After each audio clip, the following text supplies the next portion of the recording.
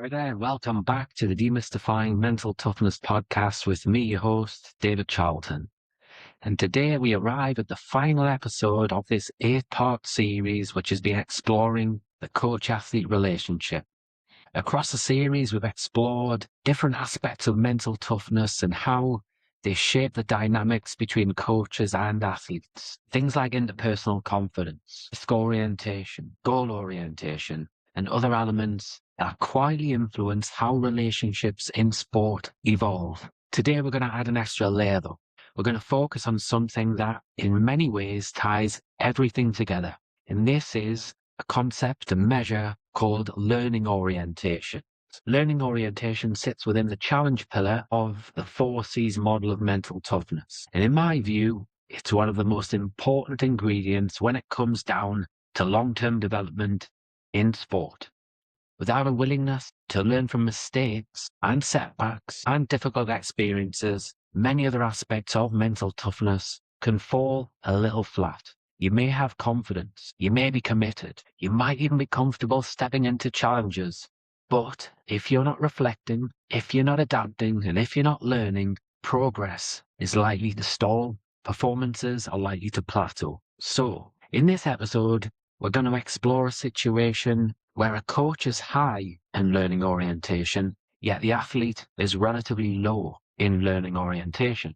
It's a dynamic that many coaches will recognize. And importantly, I'm going to strike out a nice balance. We're going to look at the strengths and the different challenges around this measure. What does high learning orientation look like in a coach? Well, coaches who score high, they tend to see challenge, change, and setbacks as an opportunity for development.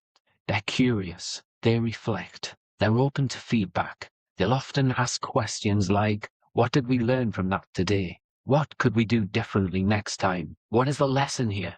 And these coaches often create environments where experimentation is encouraged and mistakes are viewed as simply part of the learning process. They also tend to prepare thoroughly. They might think carefully about the purpose of training sessions, the needs of different athletes, and the best way to communicate with individuals. In other words, they're constantly asking themselves, how can I improve this environment? And that mindset is going to be incredibly powerful. Yet, even the high learning orientation coach has got some potential challenges ahead. Sometimes coaches who are focused, very focused that is, on learning and development, they can introduce too many new ideas. They might experiment too frequently. They may ask athletes to reflect constantly. And for some athletes, particularly younger ones, that can occasionally feel overwhelming. So here, balance is important. Now, if we look at an athlete with low learning orientation, they're likely going to experience mistakes very, very different. Instead of seeing them as opportunities, they're likely to see them as a threat or as a failure. Reflecting on mistakes, well, it might feel very uncomfortable. They might avoid analyzing performances because it brings up unpleasant emotions. After setbacks, they may become cautious or withdraw. They might go on to avoid situations where mistakes could occur. And sometimes they may respond defensively when given some feedback. You might hear comments like, I just had a bad day. It wasn't my fault. Or even silence when reflection is invited. In these difficult moments, the athlete isn't necessarily being difficult though. I think this is important to raise. Often they're simply protecting their confidence. Mistakes feel really, really personal internally. Feedback feels threatening. And then that goes on to make learning harder. Now let's acknowledge something which is really, really important for coaches here. When working with athletes who repeat the same mistakes, let's face it, this can be very emotionally challenging for coaches. You might feel frustrated. You might feel like your messages just aren't getting through. You might even question your own coaching ability. And this is where self-awareness becomes incredibly important. The coach's emotional response is going to shape the environment. So if frustration turns into criticism or impatience, the athlete might well retreat further into their shell. Learning is likely going to shut down. However, if the coach remains curious and reflective, that door towards growth and development is likely to stay open. And this is where Sophia Jowett's work, this 3+1 C's coach-athlete relationship model offers some valuable insight. So for the 8th time in this 8-part series, I'm going to touch on the various different C's here. We've got closeness, that emotional bond between coach and athlete. We've got commitment, the shared intention to work together. Complementarity, how behaviors between coach and athlete interact. And co-orientation, the shared understanding of each other's perspectives. Now, when an athlete struggles with learning orientation, the coach's ability to strengthen these 4 areas becomes hugely important. It's vital. For example, closeness. Well, it helps the athlete feel safe enough to admit mistakes to start with. Commitment. It reminds them that development is actually a long-term journey. Complementarity means the coach adapts their communication style to suit the athlete's needs. And co-orientation, well, it ensures both coach and athlete understand how each other see the situation. And when we're thinking about practical tools that coaches can use to help athletes who struggle to learn from mistakes, here's a few. Firstly, we want to think about normalizing mistakes. Make it clear that errors are part of the process. You might say mistakes are data.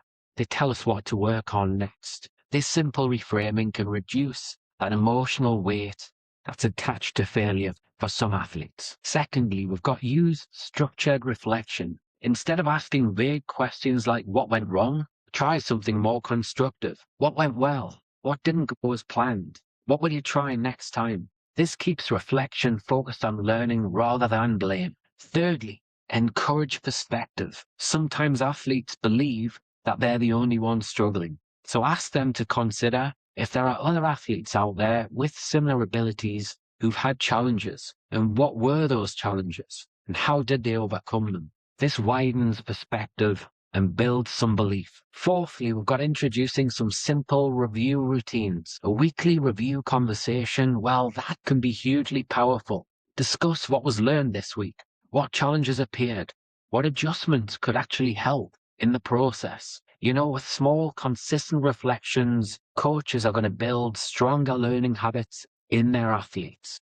And lastly, I'm going to share number 5, and this is to use tools like a SWOT analysis. Before major challenges, encourage your athletes to list strengths, weaknesses, opportunities, threats. This then helps them approach challenges with clarity and with awareness, rather than letting emotions take over, which leads us nicely to the role of self-awareness. At the heart of learning orientation is self-awareness, and athletes who improve are often those who gradually become better at self-awareness. And how do they do it? Well, it's by asking themselves questions like, what just happened? Why did it happen? What can I learn from this situation? And as I've touched on in all 8 of these episodes, coaches play a huge role in guiding this process, not by providing the answers, by telling them, but by helping athletes, by asking some damn good questions. And when we return to the 4C's model, it is possible to see how learning orientation connects everything. Learning from setbacks, well, it strengthens confidence. Reflecting on experiences strengthens control. Adapting behaviors strengthens commitment. And embracing lessons from difficulties, from setbacks, it goes on to strengthen the challenge pillar itself. In many ways, learning orientation is this engine that keeps mental toughness developing over time. And with that, you're going to see increased engagement in activities, in training, and likely better performances too. So to finish this series, I'm going to offer 2 challenges. One for coaches. I'd like you to ask yourself, how often do I create opportunities for athletes to reflect and learn from their experiences? And equally important, how aware am I of my own emotional reactions when athletes repeat mistakes? Let's face it, sometimes the greatest learning in sport happens when coaches model the mindset that they want athletes to develop.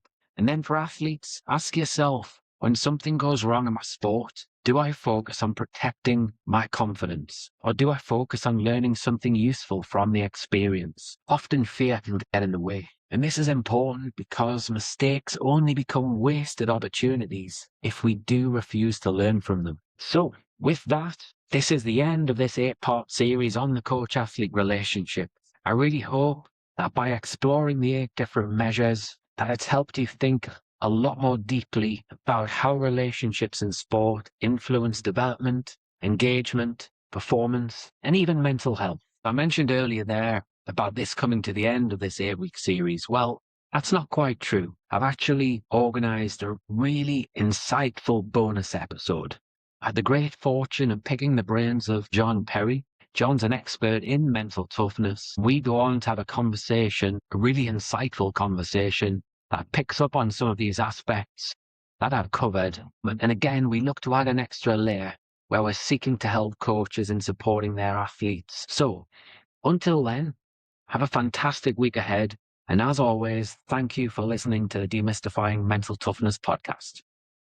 If you enjoyed this episode of the Demystifying Mental Toughness podcast with David Charlton, do check out my website, sport-excellence.co.uk, and my online sport psychology resources. The Sport-Excellence website has essential resources for anyone looking to build their own mental toughness or the mental toughness of their athletes or teams, or if you want to achieve peak performance more often or optimal functioning. The Sport Excellence website has everything you need to keep moving forward and thrive. So go on, head over to sport-excellence.co.uk to find out more.